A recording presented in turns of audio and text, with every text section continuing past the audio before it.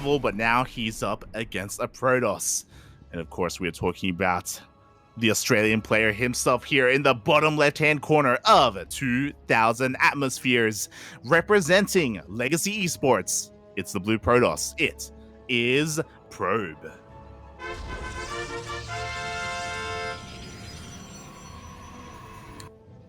And spawning in the top right corner, the American clown himself, it's the red Protoss, Astrea.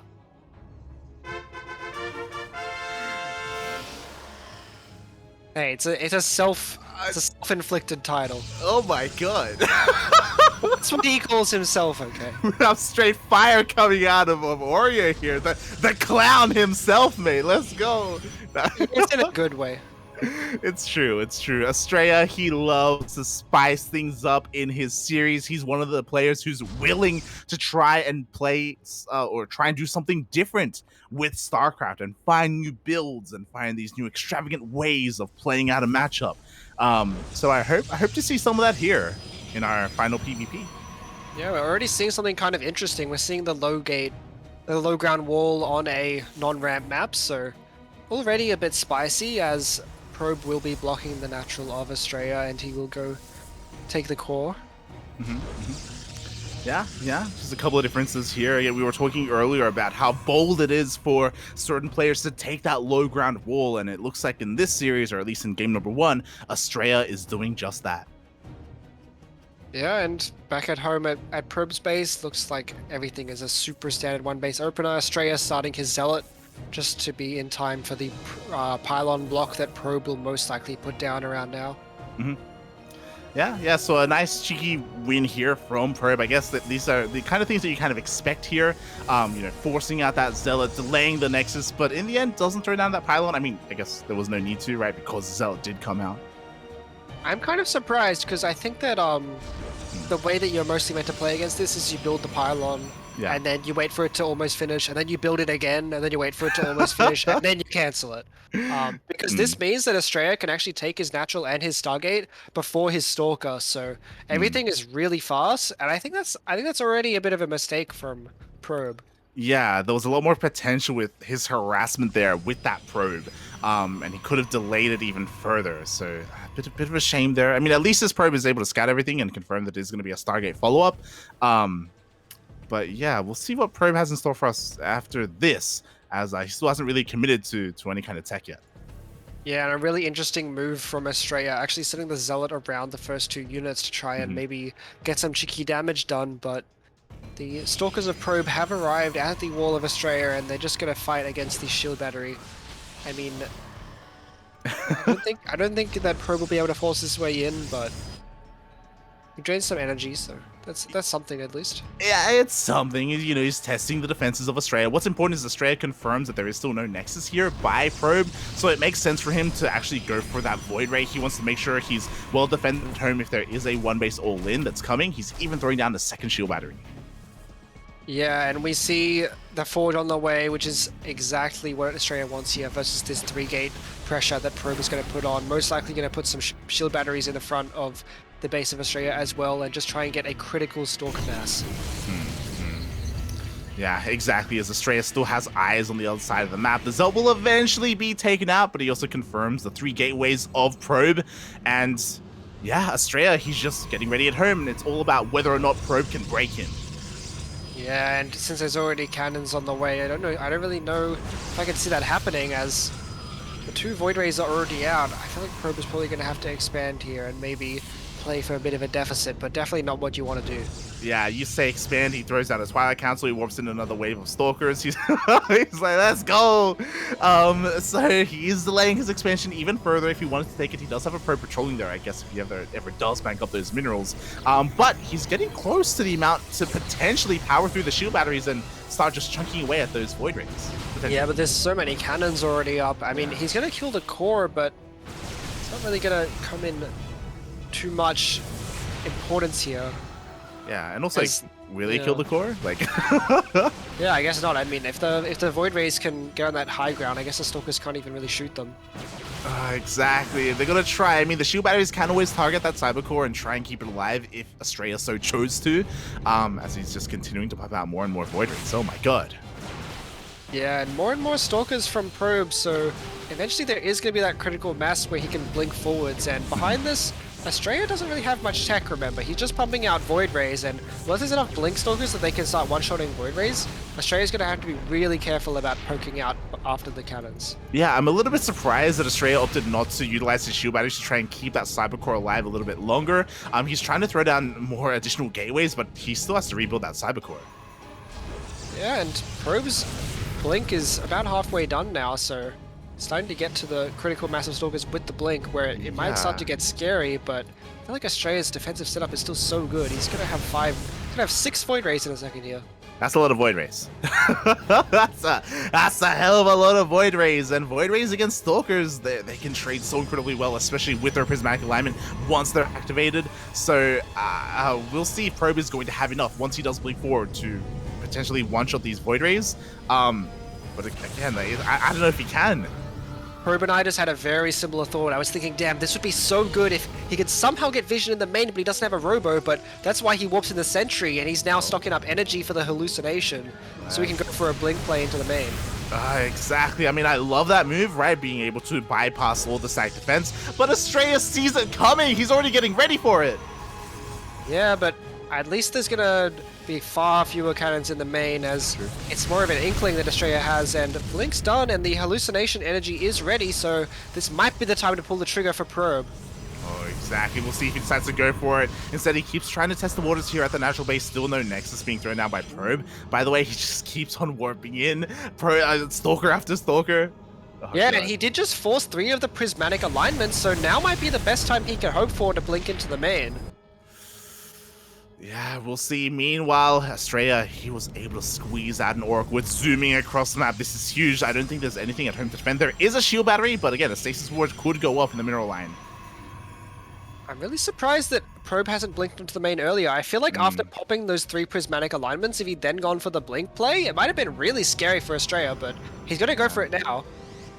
Yeah, is it a little bit too late? We'll see. He does have that vision. He's going to blink up. No. There we go. Yeah, some of the Stalkers caught out the back, but now that all the prismatic alignments are back online, I feel like, yeah, not the greatest fight, as some of the Stalkers also get pushed through the cannons, and the Oracle has just depleted all of the battery energy and starting to kill workers.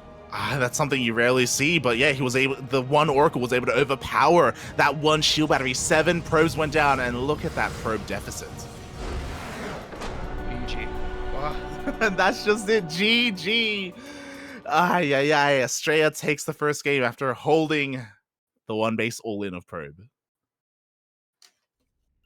Yeah, and I do wonder if maybe he didn't notice that the prismatic alignment was forced, but there might have been a window there, like a tiny window. But yeah, I feel like Astrea's response was perfect for what Probe was doing. He knew exactly what was coming. Exactly, like he was getting prepared well ahead of time, throwing down more shield batteries, throwing down more cannons.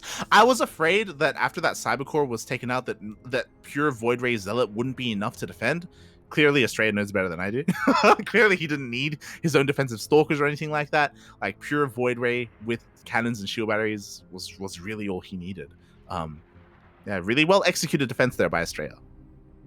Yeah, definitely one of the harder styles to play for sure is that low ground style on these maps, like 2000. Oh yeah, exactly. So, a bit of a rough game 1 there for Probe, but of course he still has a chance to redeem himself. This is a best of 3, not a best of 1, so he still has another game to try and fight back. But I am a little bit concerned. I mean, I have to wonder. I mean, obviously, Probe, he decides to go for this build after seeing the low ground wall. He wanted to try and punish it. I've seen Korean players even try and do this against the Europeans as well. It's like, it's one of those things where this guy's being greedy. I want to like try and take advantage of that, right? But it's just still so difficult. Like, defensive Protoss is just so good.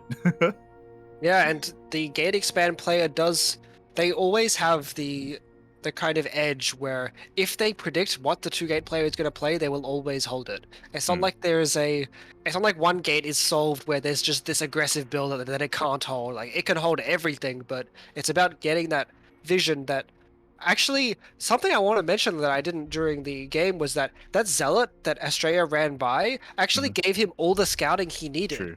Yeah. And I have never seen another Protoss do that. And one of the biggest weaknesses of that build is the lack of scouting. So maybe that is the tiny adjustment that makes this build like really strong.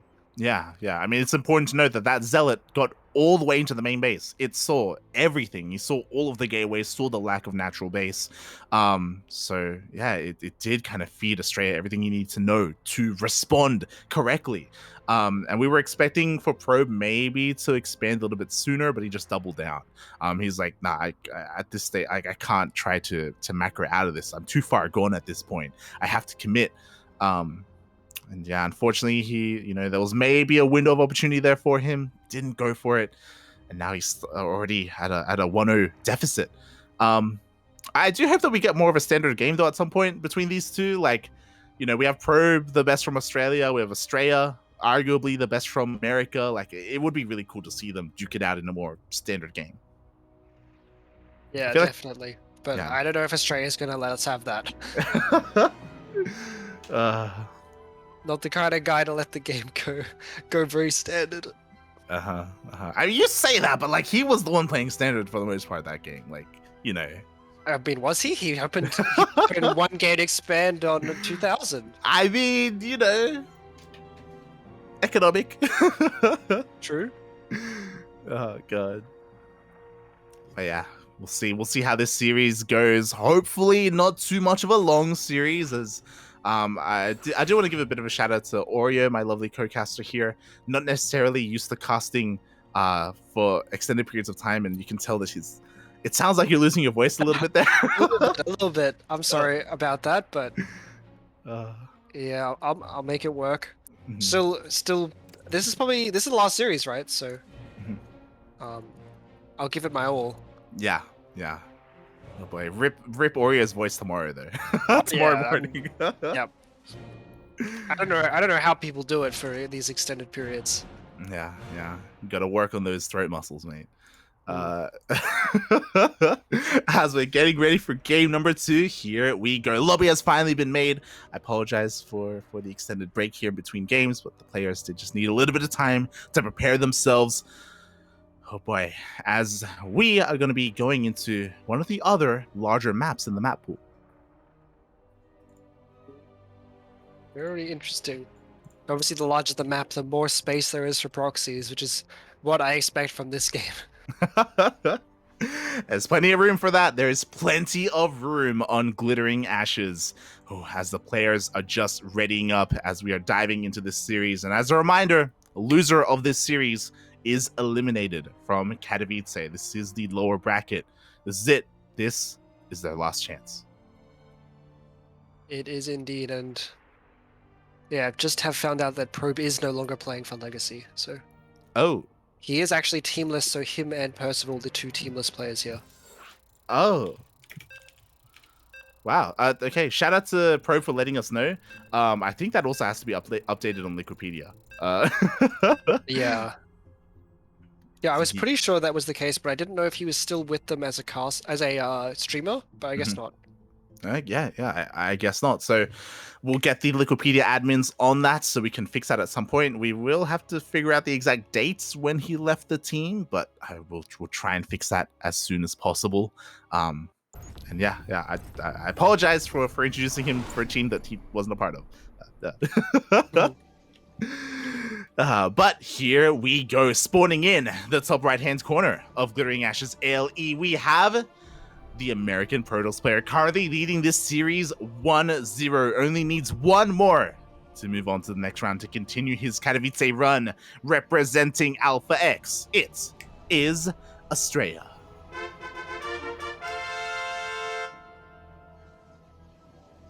And spawning in the bottom left-hand corner, the Australian Hope, the blue Protoss, currently teamless. It is Probe.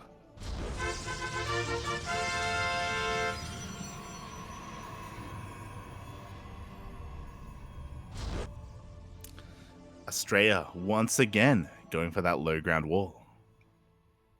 Yeah, Very interesting. I wonder if, see, this matchup I find so fascinating because these, oh, very sneaky probe hiding. Mhm. I mean, I think at the very top level too, you can actually tell if the opponent went low ground expand based on the probe timing. Since if you go gateway scout, your scout is faster with the natural, with the low gate because it's further forward.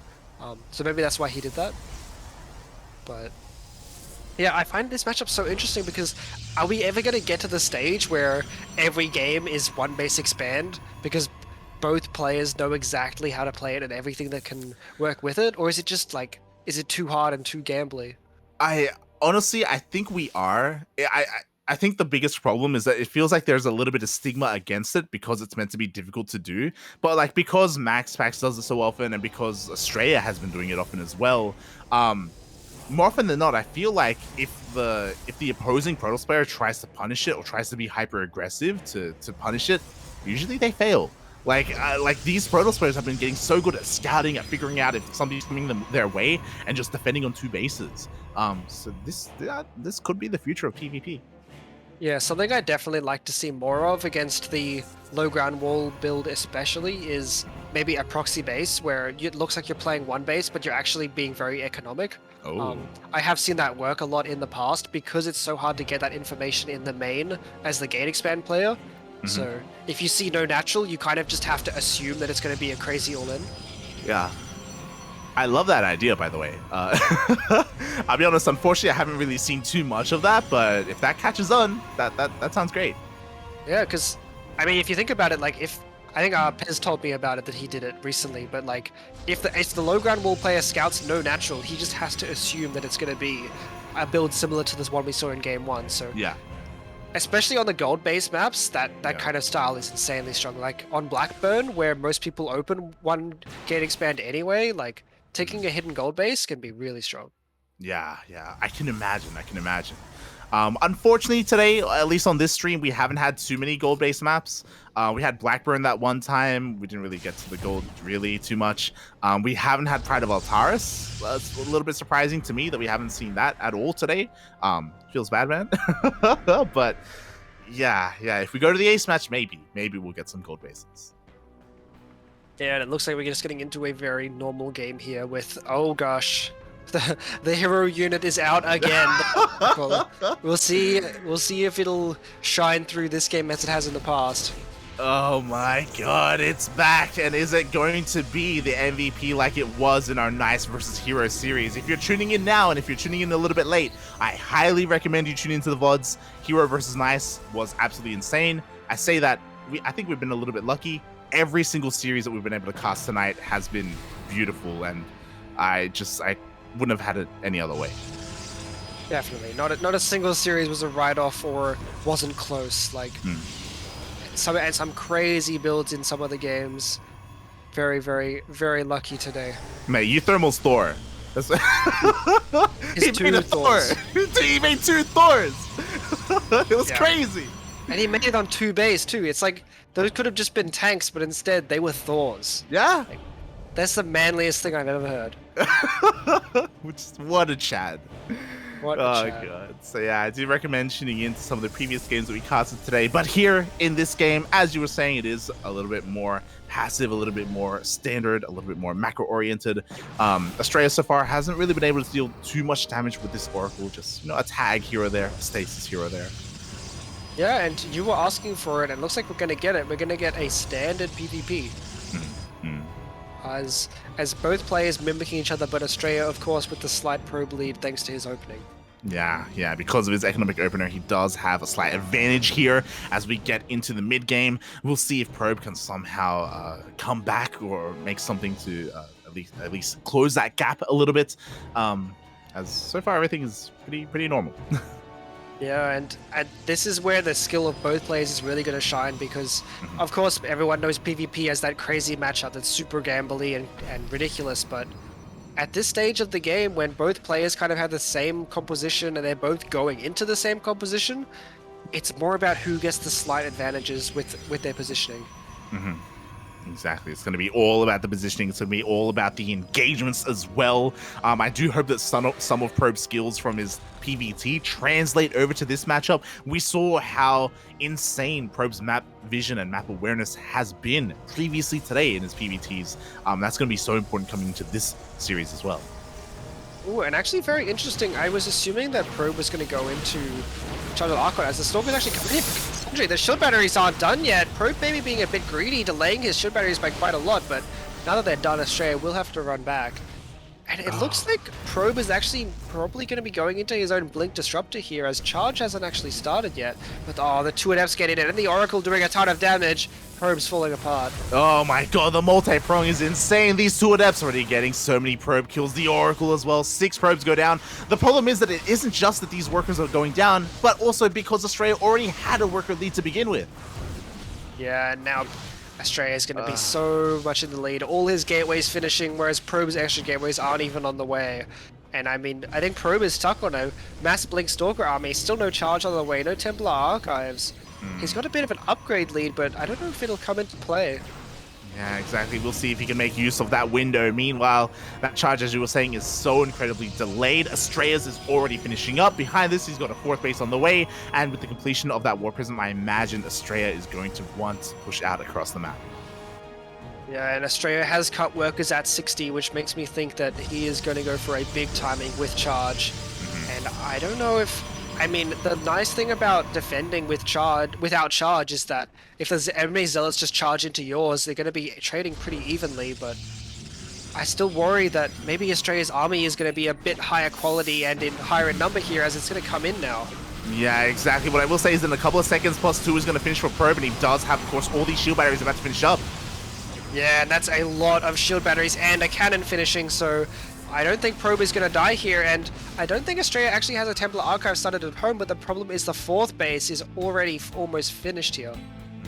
Exactly. So at least Probe is able to survive. He will have that lead when it comes to the Archons, the Charge of Archon even. So at least he has that going for him, but yeah, it is rough that he is still behind in bases, behind in workers. Yeah, and at the same time, a big stasis goes off in the main, catches a bunch of workers. And Astrea is just going to muscle his way in here. There's a lot of shield batteries up, so maybe Probe can fight here with some good Blink Micro, but there's so many charge lots here.